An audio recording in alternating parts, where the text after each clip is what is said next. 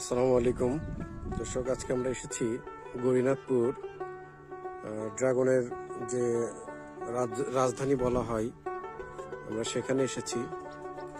তো এখন কিন্তু কোনো বাগানেই আপনারা ফল ফুল পাবেন না, শুধুমাত্র যারা লাইটিং করছে এরকম বাগানে পাবেন।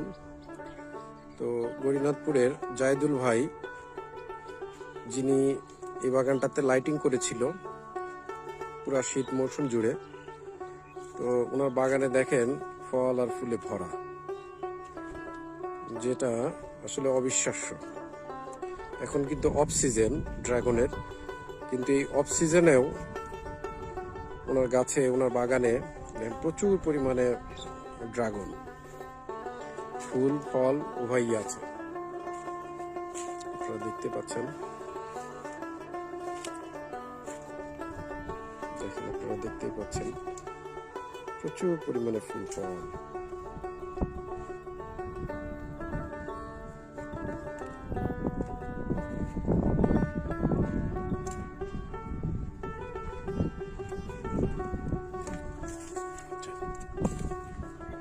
কিছু কিছু আবার পেকেও গেছে, এই যে দেখতে পাচ্ছেন।